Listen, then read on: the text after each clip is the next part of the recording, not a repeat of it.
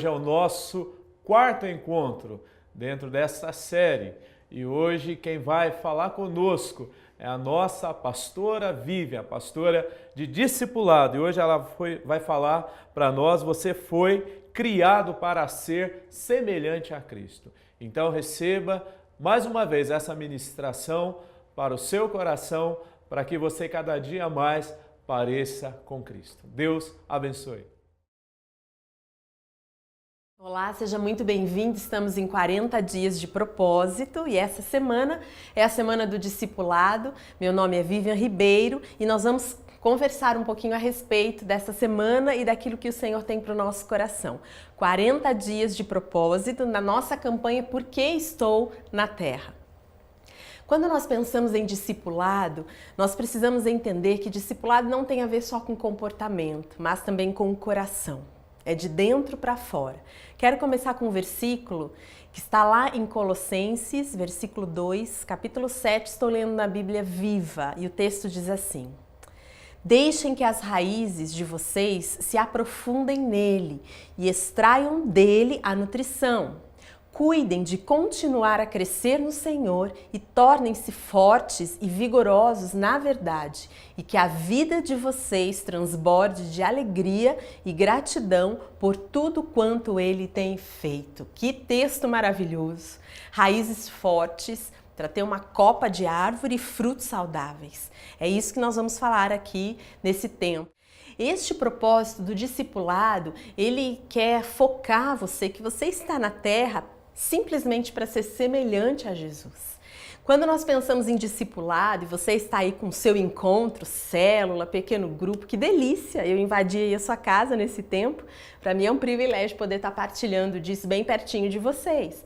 Mas quando nós pensamos na base do discipulado, tem a ver com isso. Vocês entraram num lugar e vocês estão aprendendo, sendo ministrados. Daqui a pouco vocês vão ensinar, daqui a pouco vocês vão ministrar, um crescendo com o outro. Por isso que eu gosto de pensar que discipulado, ele existe em 3 eixos, né? O eixo pessoal, eu vou decidir as escolhas que eu vou ter, Jesus em nós.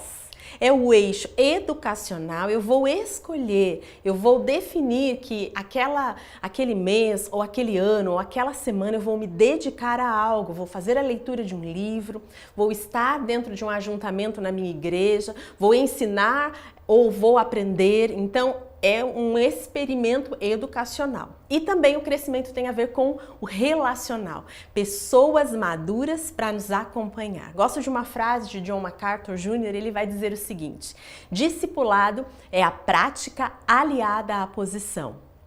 Esta deve refletir uma experiência progressiva. Quando pensamos a respeito disso, eu preciso ter práticas que também delimitem a minha posição, meu posicionamento. Então, como o discipulado tem a ver com se parecer com Jesus, Jesus vai ser o alvo da nossa conversa nesse dia, né? Porque Jesus foi aquele que, além de ser filho de Deus, foi encarnado, ele viveu como um de nós. Então, ele tem plena autoridade para poder nos ensinar a respeito disso.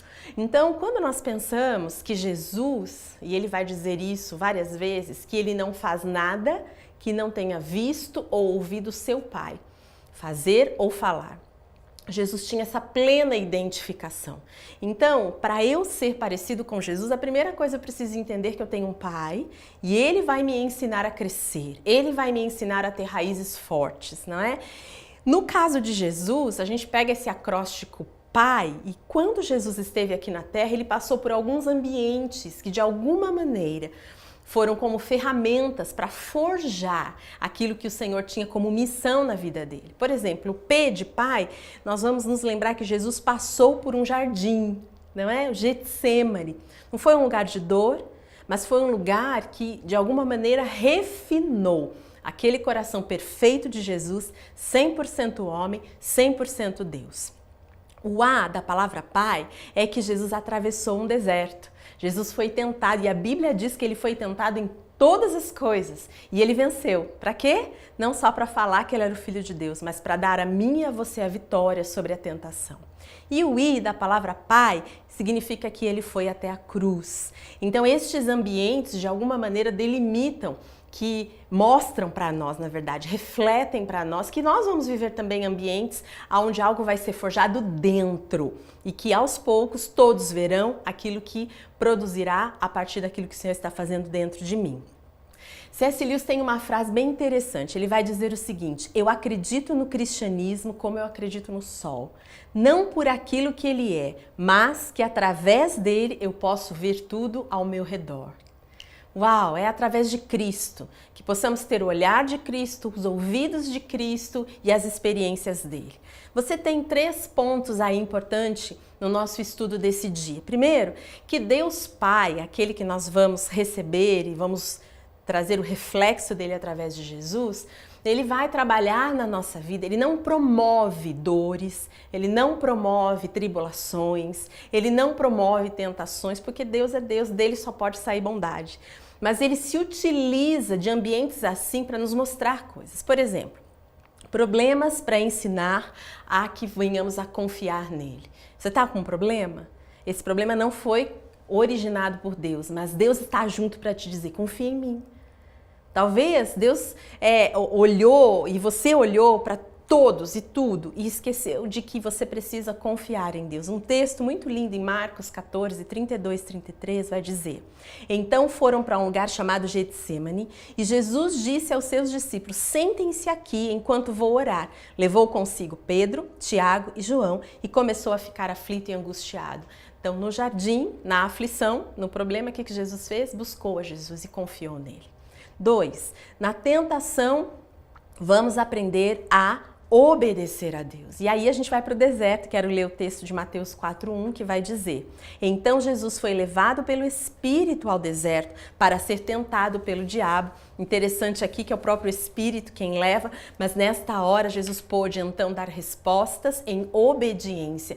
Então, ambientes de tentação não é um caos na sua vida, é ali que você se posiciona para obedecer. E terceiro e último, ofensas para te ensinar a perdoar. Como Jesus foi ofendido na cruz, ele foi visto como um maldito na cruz, mas ali ele liberou uma palavra de perdão. Então esses 3 ambientes, eles te ensinam e eles fazem com que você reflita a vida de Jesus. Eu confio em Deus em ambientes de tribulação. E aí você vai ver toda a diferença. Eu obedeço a Deus em ambientes de tentação. E eu vou ver toda a diferença. E talvez eu libere perdão nos ambientes de ofensa. Você está passando alguma ofensa? Hoje você teve uma ofensa? Ai, foi um caos hoje. Não, foi uma oportunidade para você exercer o perdão. Amém? Então, Jesus vai dizer lá em Lucas 23:10, Pai, perdoa-lhes, pois não sabem o que estão fazendo. Olha só, com o passar desses ambientes, Jesus foi percebendo a presença de Deus. Essa semana você vai ficar mais sensível para perceber que tudo que você já viveu, toda a sua história, com ou sem Jesus, elas te levam para Jesus. Às vezes as pessoas falam assim, fulano tá no mundo, né? Fulano tá fora da igreja, mas gente, é o mundo que arrasta a gente para Jesus porque nada se compara à presença de Jesus. Não existem respostas no mundo para a presença de Jesus. Então, por quê? Porque em Deus, através de Jesus, eu recebo vida. E terminando o nosso estudo, eu quero falar um pouquinho dessa palavra vida, que é um outro acróstico que eu quero trabalhar com você. Vida, visão. Para eu ter a vida de Jesus na minha vida, eu preciso ter a visão de Jesus, do reino, todas as vezes. Quando a gente diz, isso está produzindo um peso de glória, né? Peso e glória, parece que não combina. Mas é que o ambiente está tão cheio da presença de Deus e eu consigo perceber Deus e isso vai trazer vida. Como que a gente passa um dia inteiro sem perceber a presença de Deus? Sabe, se você está lá no meio do seu dia e você não teve uma paz, uma alegria, não sentiu a presença de Deus, para tudo. Vai para o banheiro, talvez, da sua empresa, ou vai para um lugar tranquilo na sua casa e começa a buscar. Deus, eu quero essa glória, né? Eu quero te ver, porque você não vai sobreviver ao caos do mundo sem entender a presença de Jesus. Marcos 14:36 vai dizer, e dizia, Abba, Pai, tudo te é possível. Afasta de mim esse cálice, contudo não seja o que eu quero, mas sim o que tu queres. Chame pai de paizinho. Para no teu dia e fala assim, pai, tô aqui. Não consigo produzir, tô triste, tô angustiado, tô com um caos dentro de mim. Às vezes a gente passa tão passivamente o dia, não tem um dia sequer que Deus não fez para você ficar triste. Não existe dias assim. Se você ficar triste porque você não buscou a presença dele. Um outro texto de 2 Coríntios 4,17 vai dizer assim: pois nossos sofrimentos leves e momentâneos estão produzindo para nós uma glória eterna que pesa mais do que todos eles. Já pensou? Uma glória que pesa mais que os sofrimentos? Pensando em vida, o I significa intenção. E significa que eu preciso ter o foco na palavra de Deus. Eu não posso pegar a Bíblia para ouvir uma história ou ler uma história. Eu tenho que ter uma intenção de me encontrar com Jesus. Cada vez que eu abro um texto, seja no seu iPad, no seu celular, eu preciso abrir e ter uma intenção para com Jesus. E o texto que eu quero conversar com você, Marcos 14, 49. Todos os dias eu estive com vocês, ensinando no templo, e vocês não me prenderam, mas as escrituras precisavam ser cumpridas.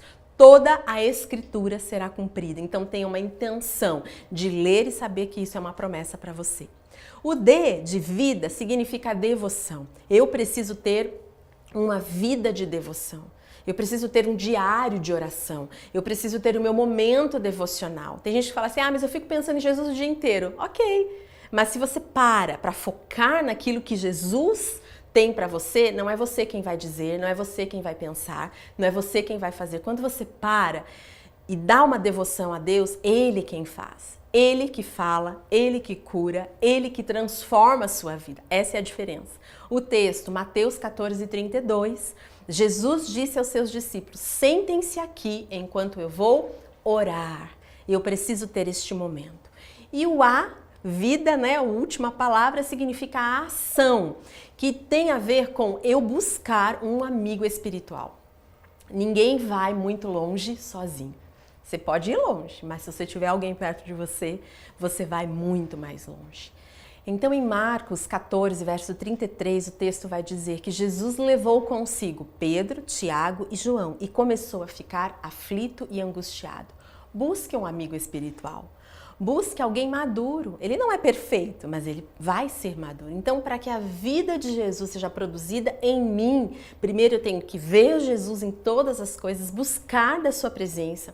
Eu tenho que ter uma intenção ao ler da palavra, eu tenho que ter uma vida de devoção, uma vida diária, uma vida onde eu tenha na minha agenda o lugar para ouvir Deus. Você pode até botar assim na sua agenda, né? Fazer compras, ter reuniões, desenvolver trabalhos, horário de ouvir Deus. E eu preciso também ter aquilo que eu chamo de ação. Eu vou atrás de um amigo espiritual. Eu sou um amigo espiritual. Por que é que eu tenho que ter essa vida de Jesus em mim? Porque Jesus está nos ensinando e Deus está nos orientando a termos uma vida íntegra para que a igreja, né? Porque a igreja é quem vai subir com Jesus, possa se encontrar então perfeita. Termino com este texto de Efésios 5, 25 a 27, o texto diz assim: entregou-se por ela para santificá-la, tendo-a purificado pelo lavar da água mediante a palavra, e para apresentá-la a si mesma como igreja gloriosa, sem mancha nem ruga ou coisa semelhante, mas santa e inculpável.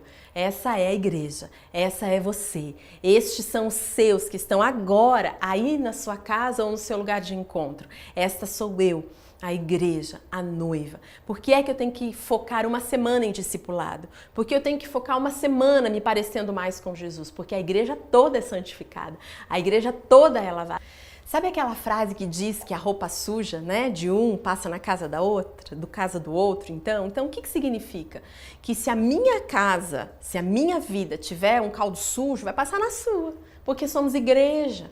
Não importa se talvez tenhamos até de ambientes diferentes, somos a igreja de Cristo. E eu quero, em nome de Jesus, que você entenda que esse movimento é um movimento santo de preparação para a vinda de Jesus. Por que você está na terra? Você está na terra para forjar, ser forjado e ser refinado para ser uma igreja perfeita ao Senhor. Amém? Eu quero fazer com você, e aí o seu líder também vai depois te orientar, algumas perguntas. A primeira delas diz assim: você está tendo um momento de intimidade com o Pai? Uau! Você vai dizer, não, eu tenho, mas é uma pergunta mais para refletir do que para responder.